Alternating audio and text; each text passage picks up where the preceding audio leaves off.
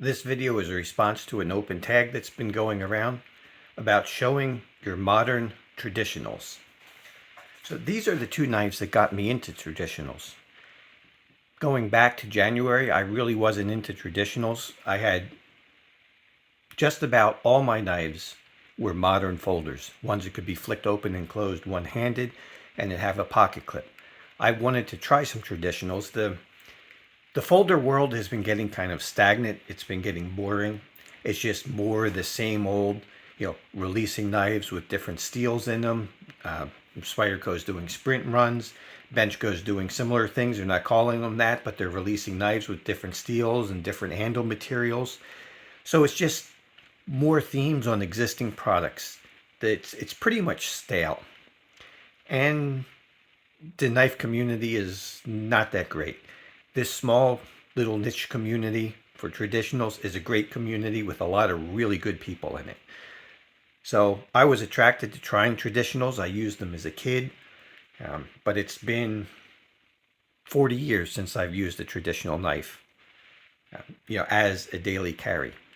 So this past January, I started carrying some traditional knives and I started buying some again.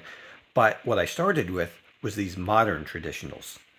And that's what got me hooked into it. Specifically this one. On traditionalknives.com, they had these knives for $90. Okay, so I picked one up in carbon fiber. Blade steel on these is M390. They have a beautiful clip point blade. The construction is all titanium. Okay, bolsters, liners are all titanium. Stainless steel springs. Screwed together construction so you can adjust the pivot if you need to. The walk and talk is excellent.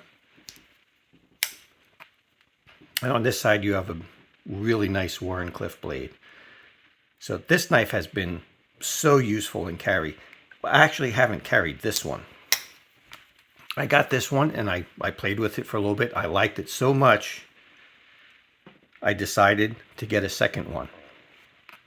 This is the same thing. This is the same two-bladed knife, but they call this Santos wood. It looks like it's mahogany. That's what I'm pretty sure it is. So it's the same construction. It has the same clip point, all titanium construction, screwed together, M390 blades. And just listen to the walk and talk. Very nice. And the Wharncliffe blade.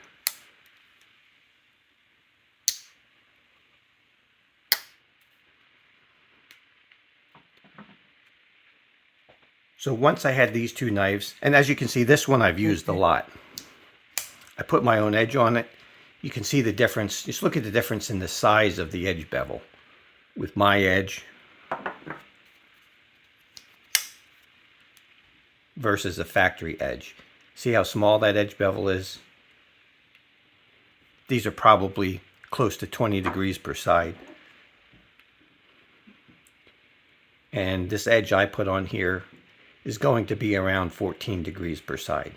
So under 30 degrees inclusive. That's where I like blades to be. That's where they cut and they slice the best. I don't like thick blade geometries.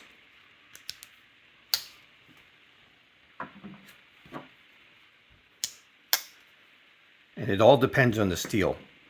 Some steels won't take a low geometry like that, a low edge angle, but other steels, and depending on the heat treat, they do it just fine. I haven't had any problem with this knife with any chips or any rolls or any damage to that edge.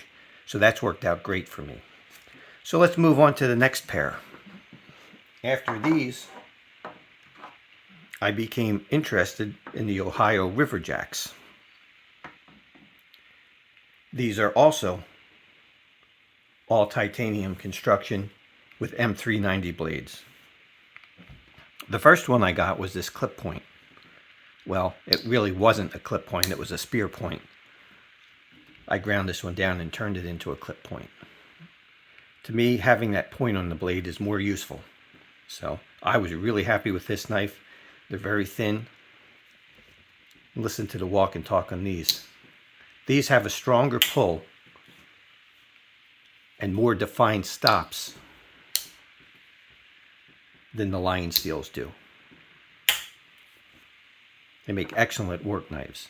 And this one is in the Wharncliffe blade. So this one I still have to put my edge on it. Still has the factory edge, just dropped up a little bit. Same thing with this one.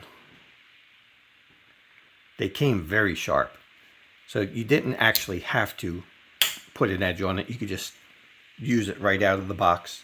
But I did like to strop it a little bit. Now after those two, I wanted to try the double-bladed Ohio River Jack. Now this one is pretty nice. As with all of these, the fit and finish is just spectacular on both these and the lion steels. I don't think I can find a single thing wrong with these. Now, one difference between this and the lion steel, I was really happy with the lion steel as a two-blade knife.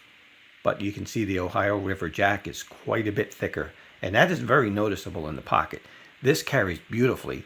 This one, you know it's there. It is a little bit chunky.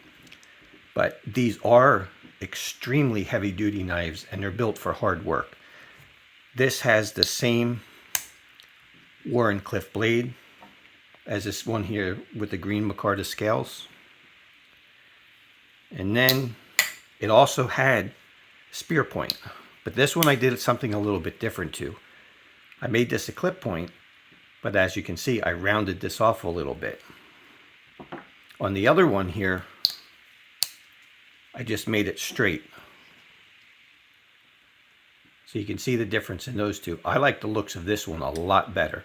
And I'm probably going to do the same thing to this one. I'll just round that off just to have that little dip inside of here. I think that really sets it off, and that is a beautiful blade. Again, these are both blades on this are M390.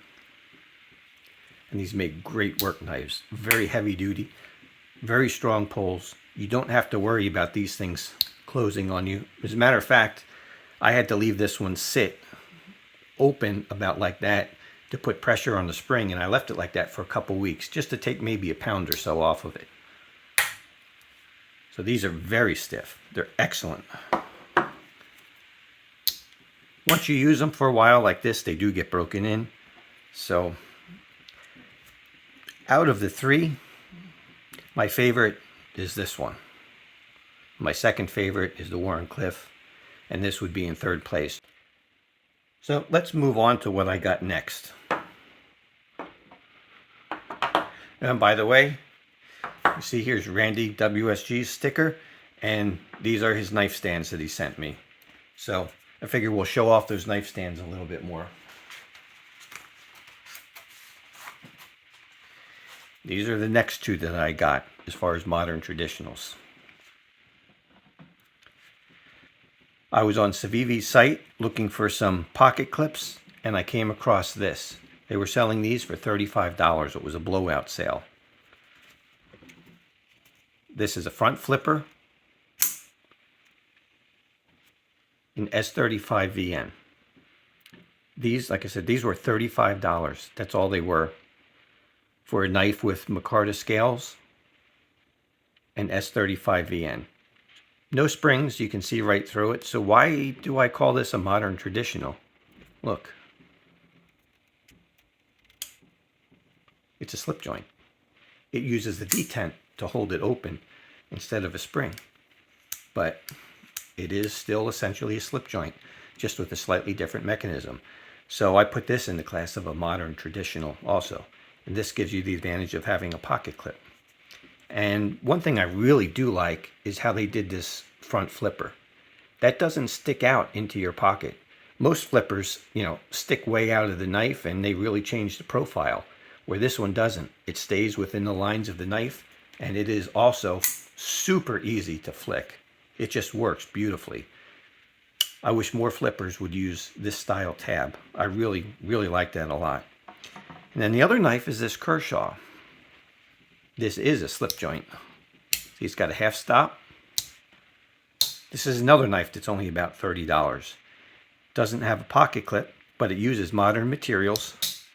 This is another knife that's just a bargain for the price. What you get is a knife that has really good fit and finish, is very usable. I think this is AUS 8, if I remember. I think that's what this was. So it's a very usable steel.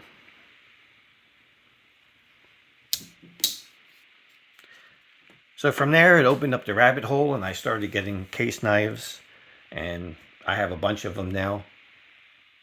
And I've really been enjoying carrying these.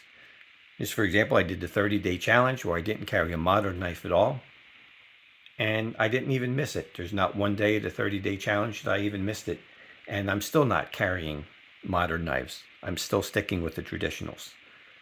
So between the fact that the knives are fun, they're affordable, everything isn't a $300 knife. There's so many knives that are wonderful. Even for in the teens, you can get really nice looking knives that are so beautiful.